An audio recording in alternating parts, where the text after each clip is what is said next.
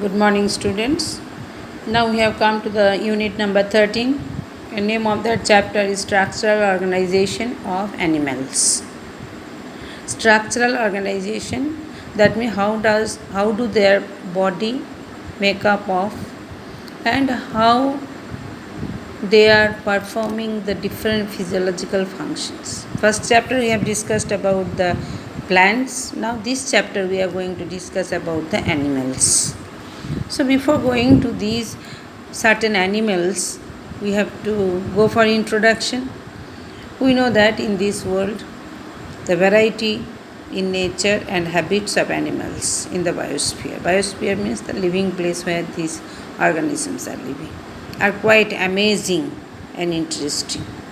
What we see around us may be very few animals, but there are innumerable species, large number of species living in this world. You have learnt in lower classes, 9th standard also, the classification of animals. Animal kingdom we have studied.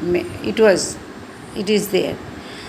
We will recall here the kingdom Animalia, and the Animalia is divided into two groups, invertebrates and chordates under kingdom Animalia. In that Animalia groups also, invertebrates if we see, or vertebrates or chordates if we see, there also occurs a great diversity. In diversity means different structures, different variations can be seen in the habit of animals. Habit means what type of a small, microscopic, small, large, largest one also. Habitat, living place, we can see different living places they are surviving, that is called the habitat. Structural organization, their body structures are also different from one to another. Mode of reproduction also different between the animals existing on this. So that one I told. Great variations can be seen. Now next, in this chapter, everything is not possible to study. So in this chapter we will be discussing one invertebrate animal and one the chordate animal. We will be understanding structure. We will be studying studying the structural morphology anatomy of invertebrate animal. Example is leech. We will be discussing, and a vertebrate, that is called the rabbit. The scientific name of Indian cattle leech, Hirudinaria granulosa, which belongs to the phylum Annelida. Annelida maybe you have heard also. Fourth one belongs to this phylum. Annelids are metamerically segmented worms. What do you mean by metamerically segmented worms? They are very worm-like animal, flattened structure, and their body is made up of so many segments, like this. So many segments. So when the animal's body is made up of so many segments, these animals are called their body is called the metamerically segmented, and each and every segment is same to each other. That's why it is called metamerically segmented worms with well developed organ system. We can see different systems also. We'll be discussing afterwards. Another vertebrate animal, that is the rabbit. The scientific name of common rabbit is Oryctolagus. O-R-Y-C, Oryctolagus. Cuniculus. So first time you will be studying, but it is very easy. Try to keep in your memory. It represents the phylum Chordata and class Mammalia. Now we know the Mammalia group of animals are considered as the highest group of animals in the animal kingdom and show advancement over the other groups of animals. Now what are the important characteristic features as seen in Mammalia group of animals? Three important things we will be discussing. 2 marks question. First one, they are warm-blooded animal. Suppose we are also warm-blooded animal and our body is covered by hair. Number 2. And third one, mammary gland in females is the striking feature of mammals. So 3 important characteristic features of mammals can be seen. Rabbit also we can see. Let us now study the morphology of leech and rabbit in detail. First one we will be discussing about the leech, Indian cattle leech. What is the scientific name or biological name? Hirudinaria granulosa.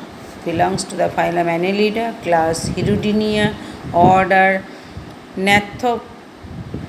G is silent here. Nathopdelida. Genus Hirudinaria, species is granulosa.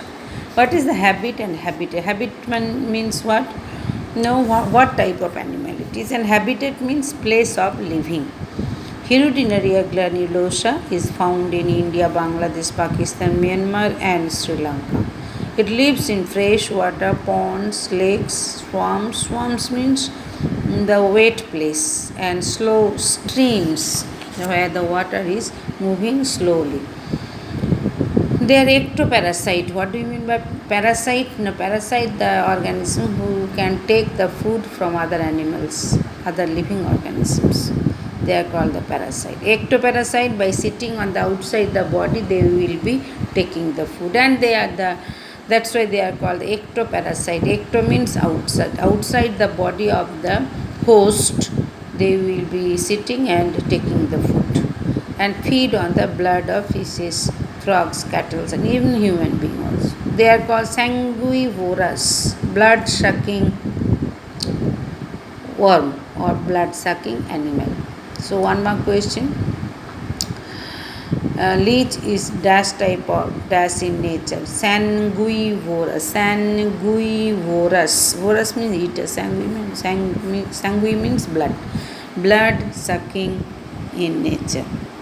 Now, next part we are going to discuss about the external morphology, shape and size. The body of leech is soft, vermiform, worm-like. WORM, worm-like, elongated and segmented. It becomes ribbon-shaped, flattened when the body is extended, and almost cylindrical when contracted. Leeches may grow. What is the length? Actually, it is 35 centimeter. Now, next one is coloration. What is the color of their body? Actually, the leech is the flattened body like this. Flattened body means lower side, it is called the ventral side, upper side. Lower side means this is the lowest, this lower side will be there. Suppose this is the pencil, this is the leech. This is the leech. The upper side will be there and lower side will be there. Lower side is called the ventral side, upper side is called the dorsal side.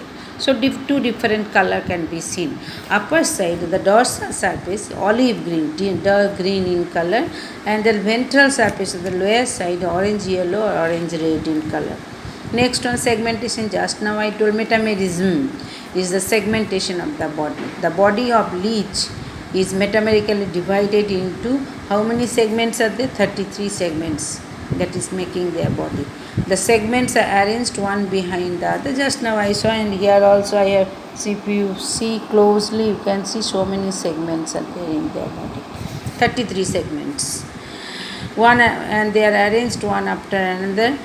Each segment is further superficial. Suppose I had shown here, this is the segment I am showing here. This is big way this is one segment. This one segment again superficially divided into so many annulus like this. Superficially, not inside. So superficially subdivided into rings or annuli. A temporary clitellum is present in the segment number 9 to 11. One more question. Clitellum is present in 9 to 11, which is meant to produce the cocoon during the breeding season. Its main function is to secretory function. Now, next, receptors on the dorsal side, upper side of the body. There are 5 pairs of eyes are present in the first 5 segments. If you see this structure, these first 5 segments, eyes are present. First 5 segments. Each segment bears a number of sensory projections called the receptors. Annular receptors are located in each annulus. Annulus, I told, each segment is having the so many annuli. And segmental receptors are located in the first annuli and first annulus of each segment. Now next, suckers. Leech has 2 suckers. If you see this diagram, this is one sucker, this is another sucker. So there are two suckers are present located at the anterior. The sucker which is located at the anterior side of the body, front part, that is called anterior sucker or oral sucker, which is ventral in position, occupying the first 5 segments. Another sucker, posterior sucker, is formed by the fusion of last 7 segments. That means 27 to 33 segments. The anterior suckers helping in feeding, while both the suckers are helping in attachment and locomotion. Now, different types of apertures can be seen. Mouth, it is located in the middle of the anterior sucker. Anterior sucker mouth. Anus, it is a small aperture that opens in the mid dorsal. Only segment number you keep in your memory. 26th segment anus is present. Nephridiopores, maybe you will be knowing the nephridia, the excretory organ, which is open to the segment number 17 pairs of nephridiopores. Pores means the opening through which the excretory product will be going out of the body. They lie ventrally they are located ventrally in the last annulus of each segment from 6 to 22. So 17 pairs of nephridiopores are present. What in which segment? No, 6 to 22. Male genital pore, mid dorsal opening, situated between second and third annuli of 10th segment. Only segment so male genital pore is located in 10th segment. Female genital pore is located in 11th segment. Same thing, mid ventral second and third annuli of the 11th segment. So this is the different types of apertures that are present in their body. Okay, thank you children.